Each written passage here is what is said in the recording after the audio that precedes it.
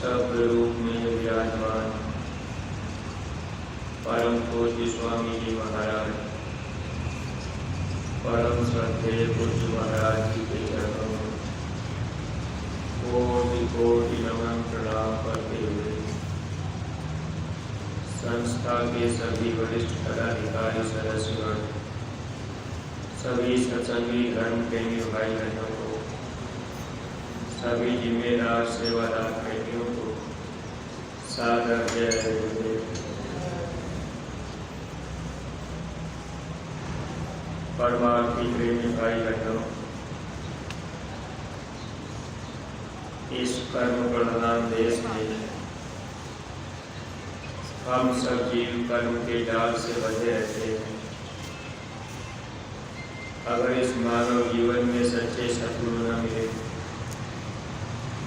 तो जीव कर्म के जाल से छुटकारा नहीं पाता, कर्म पास छूटे नहीं। खेती करो उपाय, सद्गुरु मिले तो उबरे, न तो धक्का खाए। अगर मानव जीवन में सद्गुरु मिल जाते तब ये जीव कर्म के जाल से छुटकारा पा जाते।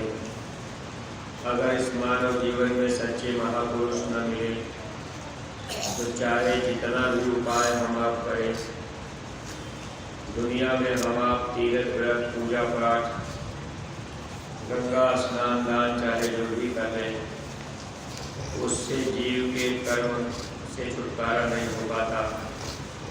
यानी जो भी कर्म हम आप यहाँ करते रहते, उस कर्म का फल हम जीवों को भोगना पड़ता है। महापुरुष अगर मिल जाए फिर हम सब लोग अपने ध्यान को चारों तरफ से हटाकर सिर्फ एक तरफ ध्यान कर लें।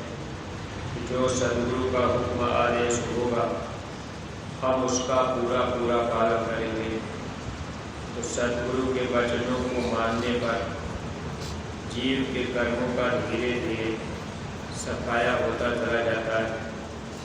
मन के कहने से अगर और भी कर्म हम आप कर रहे और भी क्रिया कर रहे तो इससे जीव कर्म जाल में फंसते जाते हैं। क्योंकि संसार में जो भी नाता रिश्ता बनता है वो नाता रिश्ता कर्मानुसार बनता रहता है और इसी में आपस में कभी लड़ाई झगड़े कभी प्रेम, जैसे अपने घर परिवार में ही देखा जाए तो कभी किसी से लड़ाई झगड़ा हुआ, कभी किसी से प्रेम भी हुआ। इस तरह की क्रिया हमेशा चलती रहती है। एक समान एक रस हम आप इस संसार में नहीं रह सकते। महापुरुष अगर मिल जाते फिर जीव अगर बर्दाश्त करने लगे, चुप रहने लगे तो निश्चित ही धीरे धीरे कर्म साफ हो जाते। लेकिन जो भी आदेश गुरु का हो उसका अगर पूरा पूरा पालन किया जाए तब तो ये जीव कर्म के जाल से छूट जाते हैं। अगर जीव बर्दाश्त नहीं किया, कुछ न कुछ हम आप कर दिए ऐसे भी कर्म बराबर बनते जाते हैं। देखिए महापुरुष जब इस धरती पर आते सब कुछ जानते हुए भी महापुरुष बिल्कुल शांत रहते हैं।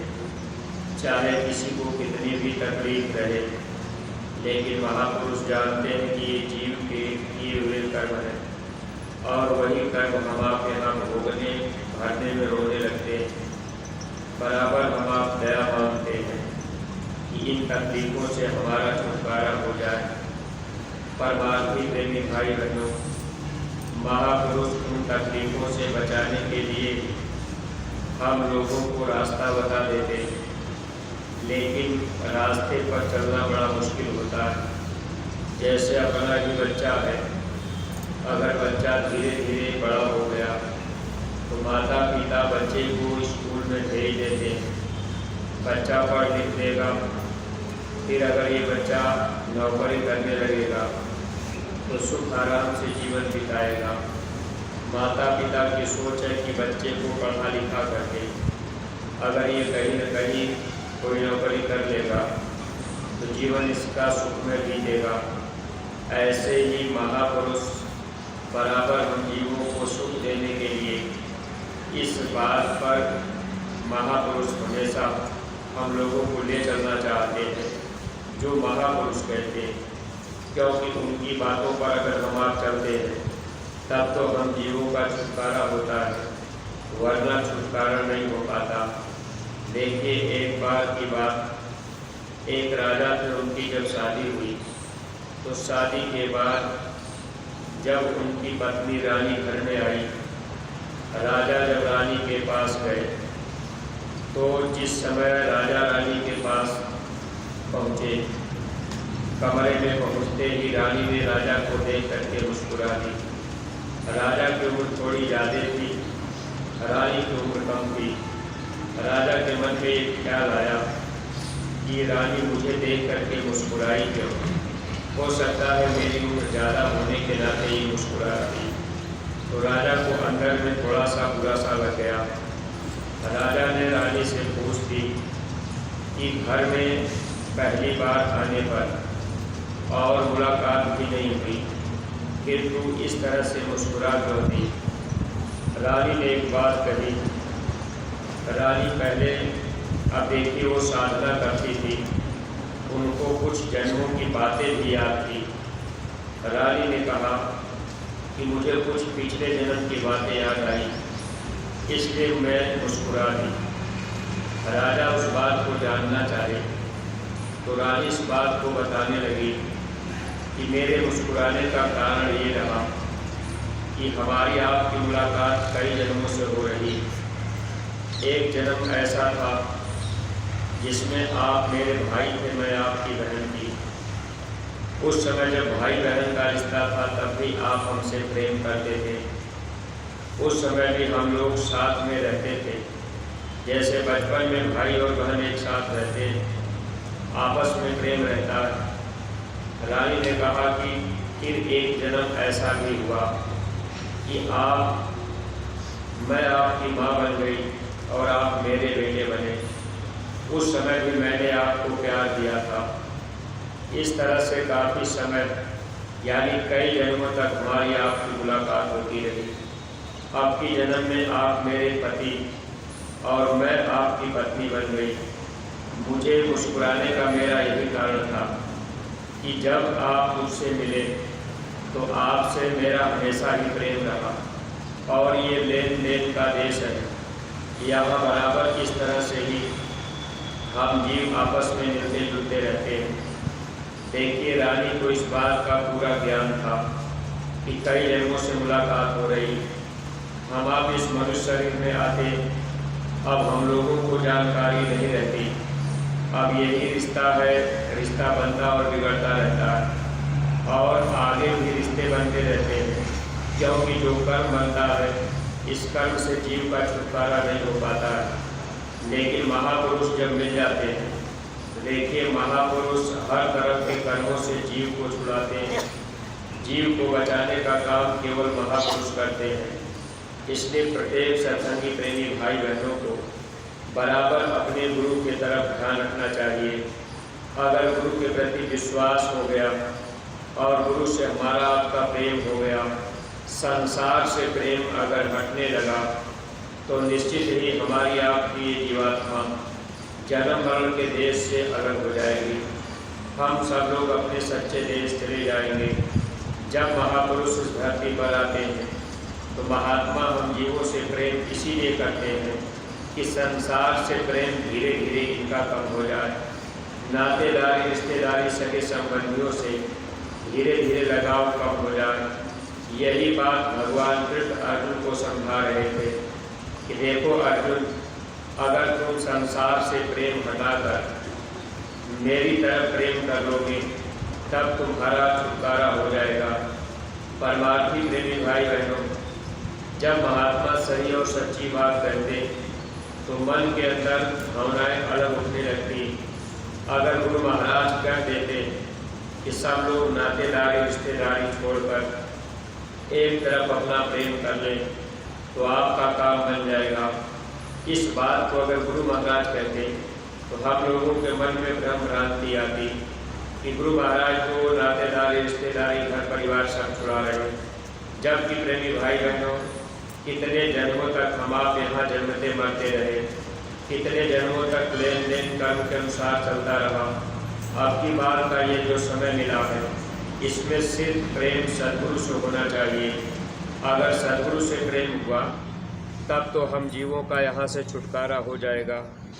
अगर सद्गुरु से प्रेम नहीं हो पाया, मान लीजिए हम आप सत्संग में संगत में जुड़ भी गए और गुरु से प्रेम नहीं कर पाए तो जीव का फिर छुटकारा नहीं होता। इसीलिए महात्मा एक तरफ हम लोगों का ध्यान करना चाहते। अगर अपना ध्यान एक तरफ हो जाए, जैसे नातेदारी रिश्तेदारी सगे संबंधियों में हम आप लगे लेकिन निमित्त मात्र लगे रहे, केवल फर्ज अदायगी करते रहे, तब भी हम जीवों का छुटकारा हो सकता है। यानी सद्गुरु मिल जाए तो सद्गुरु से प्रेम गाढ़ा होना चाहिए।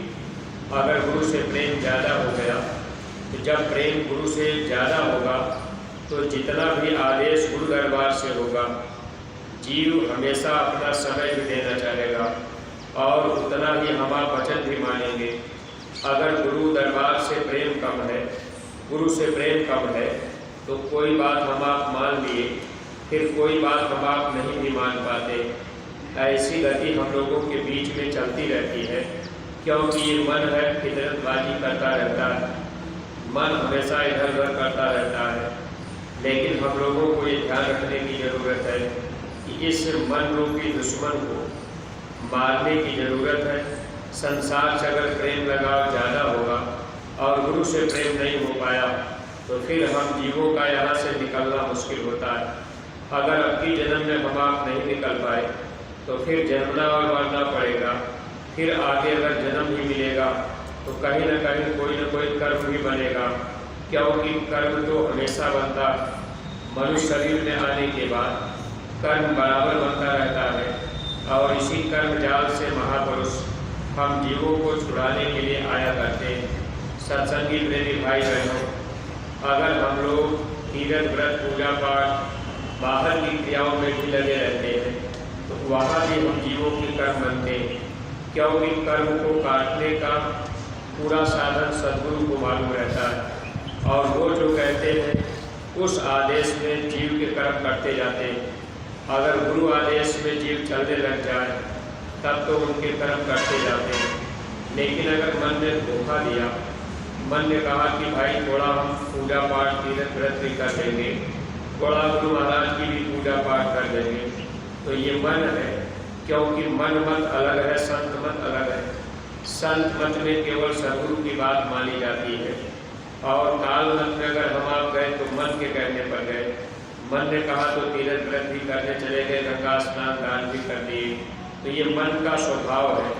मन नहीं चाहता कि ये जीव यहाँ से छूट जाए और इसी जन्म मरण के देश में ये मन हमको आपको फंसा करके रखता है। इसलिए कोई कोई बिरले प्रेमी ऐसे होते हैं जो अपने ध्यान को संसार से हटा करके सद्गुरु की तरफ कर लेते हैं। ज़्यादातर प्रेमी भाई बहन हम सब लोग लाज में फंस जाते हैं कि भाई अगर हम घर परिवार संसार की तरफ से मन मोड़ लेंगे तो दुनिया के लोग क्या कहेंगे, देश और समाज क्या कहेगा। अब लोगों के अंदर ये भावनाएं उत्पन्न होने लगती है। लेकिन प्रेमी भाई बहनों, जब यही जीवात्मा 84 लाख योनियों में जाती है, कहीं न कहीं हम आप फंसे पड़े रहते हैं। कुत्ता सुअर बिल्ली घोड़ा गधा बन करके घूमते हैं तो वहाँ कौन उनको आपको देखता है। माया ने इस तरह से पर्दा लगा रखा है कि हम जीव जानते ही नहीं कि हम अगले जन्म में कहाँ थे, फिर आगे कहाँ जाएंगे। आगे जाने का जो रास्ता है, महात्मा उस रास्ते को बंद करके सिर्फ एक ही रास्ता, एक ही दरवाजा उसी राह पर चलाने की कोशिश करते, ताकि सब के सब जीव अपने सच्चे घर चले जाएं। जब हम आप अपने सच्चे देश चले जाएंगे, जन्मना और मरना छूट जाएगा, हमेशा हमेशा के लिए हम आप छुटकारा पा जाएंगे। देखिए, महापुरुष जो भी वचन फरमाते हैं, हर वचनों में राज रहस्य होता है। जैसे गुरु महाराज ने हम प्रेमियों के हित के लिए प्रत्येक सत्संगी प्रेमियों को गांव गोद देने की जो बात कही गई, इसमें हम आप इस बात को नहीं समझ पाते कि हम जीवों के कर्मों को महात्मा कैसे हटा देंगे। हमारा आपका जहाँ जैसे भी लेना देना होगा, उस लेन देन को महात्मा किस तरह से पूरा करा देंगे, इस चीज़ को हम आप नहीं जान पाते। अगर हम आप कहीं किसी को समझाने बताने भी चले गए, किसी गांव में किसी घर में 2-4 बात समझा बता दिए, किसी को हम आप गुरु दरबार तक पहुंचा दिए, तो महात्मा जो भी लेना देना होता है उस लेन देन को अदा करा देते हैं। कर्म को काटने के लिए ही आदेश महात्मा देते हैं, ताकि हम लोग उसका पालन कर लें। लेकिन मन धोखा कैसे देता? मन कह देता है कि भाई हमारे यहाँ तो प्रचार प्रसार करने पर कोई मानने के लिए तैयार ही नहीं होता, तो हम प्रचार प्रसार करने क्यों जाएं? जबकि हम लोगों को चाहिए ये था कि हम लोग निमित्त मात्र केवल खड़े हो और गुरु महाराज के संदेश को, वचन वाणियों को घर घर अगर पहुँचाने लग जाते, जैसे आदेश हुआ उस काम को करने लग जाते, तब तो हम जीवों को महापुरुष धीरे से निकाल लेते, लेना देना भी महात्मा पूरा करा देते। इसलिए परमार्थी देवी भाई बहनों, गांव गोद लेकर के प्रचार प्रसार करने में अगर अपना तन भी लग जाए, धन भी लग जाए, अपना चाहे जो कुछ भी खर्च हो जाए, ये हम लोगों का सब परमार्थ में ही जाएगा। इसलिए हम आप इस परमार्थी काम को अगर करेंगे, यानी स्वार्थ नहीं रहेगा। जैसे अपने नातेदार रिश्तेदार सगे संबंधी हैं, अगर कोई नातेदार रिश्तेदार खाने पीने वाले हैं, तो हम सब लोग ये प्रयास करते हैं कि भाई ये अपने हैं, इनको हम गुरु दरबार मथुरा ले चलेंगे, तो अपना समझ करके उन लोगों को तो हम आप कह देते हैं। लेकिन जिस गांव में हमारा आपका कोई परिचय नहीं, जहां हमको आपको कोई नहीं जानता, उस गांव को गोद दे करके अगर प्रचार करने की बात कही जाती है, तब ये मन सोचता है कि भाई वहाँ क्यों जाए, कौन हमारी बात मानेगा। लेकिन प्रेमी भाई बहनों, बात लोग माने ना माने, अगर हम आप गुरु के आदेश को बजाते हैं, तो गुरु हमारे आपके कर्मों को काटने का काम कर देते हैं। अगर हम आप आदेश को नहीं बजा पाते, तब हम आप परमार्थ के रास्ते पर पूरा पूरा लाभ नहीं उठा पाते। इसलिए हर समय वचन का ध्यान रख करके गुरु के बताए रास्ते पर चल देने पर हम जीवों का यहाँ से छुटकारा हो सकता है।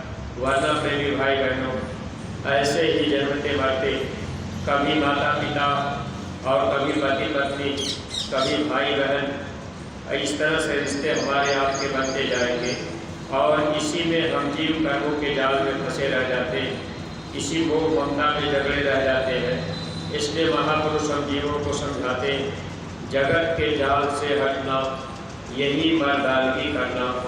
अगर जगत के जाल से, संसार के जाल से हम आप हटे, तब तो मर्दानगी का काम, लेकिन हम आप उसी में फंसे पड़े रहते हैं और फिर जन्मते मरते रहते हैं।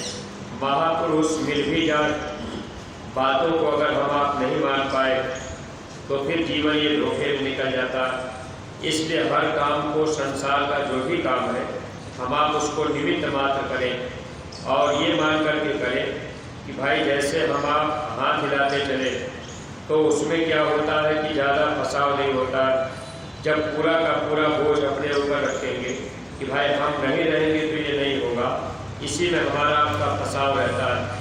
जैसे हम आप गुरु दरबार में सत्संग में आते जाते हैं, बहुत से प्रेमी भाई बहन समय कम दे पाते हैं, क्योंकि मन धोखा देता है कि हम घर परिवार छोड़ के चले जाएंगे तो ये हमारे बाल बच्चों को कौन देखेगा, खेती बाड़ी हमारी कैसे होगी, यानी उसमें हम आप फंसे रह जाते हैं। जबकि हम लोगों को चाहिए ये था कि जब गुरु दरबार से हुक्म आदेश मिले तो हम आप उस काम में लग जाए, तन सेवा करने का मौका मिले तब भी हम आप समय निकाल लें, धन की सेवा करने का मौका मिले तब भी समय निकाल लें, तो संसार को हम आप निमित्त मात्र कर दें, यानी केवल फर्ज अदायगी संसार में करें और विशेष रूप से ध्यान गुरु के तरफ कर लें, यानी गुरु दरबार से जो आदेश मिल जाए उसका हम आप पालन करने की कोशिश करें, तब हम जीवों का धीरे धीरे छुटकारा हो जाएगा, जन्मना और मरना छूट जाएगा, अपने सच्चे घर हम आप चले जाएंगे। इसीलिए महापुरुष इस धरती पर आते रहे ताकि इस काल माया के देश से, जन्म मरण के देश से हम आप निकल चलें। इसलिए महापुरुषों ने सेवा का साधन बनाया। गुरु महाराज जो सेवा का साधन बनाए, मथुरा गुरु महाराज की कर्मभूमि, खितौरा गुरु महाराज की जन्मभूमि, स्थान महात्मा इसीलिए तैयार करते हैं कि जब लोग इस स्थान पर आएंगे जाएंगे, यहाँ कुछ न कुछ सेवा करेंगे, तो उन जीवों के कर्मों का लेन देन पूरा होता रहेगा। अगर कोई सत्संगी चाहे कि भाई हमको नाम दान मिल गया, अब हम चुपचाप सुमिरन ध्यान भजन करेंगे, अपने घर परिवार का काम करेंगे, नातेदारी रिश्तेदारी सगे संबंधियों के बीच आते जाते रहेंगे, बाकी गुरु दरबार से अगर हम प्रेम न कर पाए तो सुमिरन ध्यान भजन करने के बाद भी हम आप छुटकारा नहीं पाते, क्योंकि सुमिरन ध्यान और भजन में ये मन कभी किसी का साथ देता नहीं। वो गुरु जब दया करते हैं, जैसे हम आप सेवा करते हैं, गुरु प्रसन्न होते हैं, तब वो दया करते हैं। और इसीलिए महापुरुष हम जीवों से सेवा करवाते हैं। जब हम आप सेवा करेंगे तो धीरे धीरे हम लोगों के अंदर क्षमता बढ़ती जाती। अगर मान लीजिए घर परिवार में रह करके हम आप सोचें कि चलो हम भजन कर लेंगे, अब बाकी गुरु दरबार से कोई मतलब नहीं, तो वहाँ भी हम आप धोखा खाएंगे, क्योंकि हमारे आपके अंदर बर्दाश्त करने की क्षमता नहीं रहेगी। महात्मा सामने बुलाकर, दर्शन देकर, सत्संग सुनाकर और सेवा करा करके जीव के अंदर क्षमता बना देते। अगर क्षमता धीरे धीरे हो जाती है बर्दाश्त करने की, तब जीव को वो शब्द भी बर्दाश्त होने लगता है। वरना अगर महात्मा मिल गए, नामदान मिल गया और हम आप चाहें कि वो आवाज़ हम बर्दाश्त कर लेंगे, तो प्रेमी भाई बहनों, जैसे बिजली तड़कती तो हम आप डर जाते हैं, उससे भी कई गुना तेज आवाज़ होती। ऐसी बात गुरु महाराज सत्संग में कभी कभी बताया करते थे। फिर जीव से बर्दाश्त नहीं होता, कोई कोई जीव तो पागलपन की स्थिति में आ जाते हैं, उनका फिर नुकसान हो जाता है। इसलिए साधना करने में भी कभी जल्दीबाजी नहीं करनी चाहिए। गुरु की दया और मौज में रह करके सेवा हम आप करते रहें, सुमिरन ध्यान भजन निमित्त मात्र करते रहें, जो भी आदेश हो उस आदेश को बजाने की कोशिश करें। बाकी प्रेमी भाई बहनों, गुरु की दया के ऊपर यानी गुरु की मौज के ऊपर हम आप छोड़ें और बराबर बैठते रहें। ऐसा नहीं कि ध्यान भजन नहीं बना तो हम आप बैठना छोड़ दें, अगर ऐसा कर देंगे तब नुकसान जाता है। इसलिए जो आदेश मिले उसका हम आप पालन करते जाएं, तब धीरे धीरे हम जीवों का छुटकारा हो जाएगा। अगर प्रेमी भाई बहनों हम आप नहीं समझ पाए तो ये जन्म जीवन धोखे में ऐसे निकला चला जा रहा। तो जो भी हमारा आपका समय बचा हुआ है, हम आप जो भी सांसों की पूंजी बची है, इसको हम आप सेवा में, सुमिरन ध्यान भजन में और गुरु के वचन को निभाने में लगा दें। अधिक से अधिक अपना समय गुरु दरबार में देकर हम आप परमार्थ कमा लें। यही हम लोगों के जीवन में सार्थक होगा। इन्हीं शब्दों के साथ में हम अपनी वाणी पर विराम दे रहे हैं और जो भी प्रेमी भाई बहन जहाँ जहाँ सेवा लगाई गई है, सब लोग अपनी अपनी सेवा में पहुँचेंगे। देखिए, बहुत से प्रेमी भाई बहन ऐसे घूमते टहलते भी समय बिता लेते हैं। अस्पताल में सेवादारों की ज़रूरत इस समय है, इसलिए जो भी प्रेमी घर घर कहीं सेवा नहीं कर रहे, आप लोग अस्पताल पर पहुंचकर सेवा का पूरा लाभ उठाएंगे। कहने में कोई बात अटपटी लगी हो तो आप लोग क्षमा कीजिएगा। सब लोग प्रेम के साथ मालिक के नाम का उच्चारण करेंगे। जय गुरुदेव।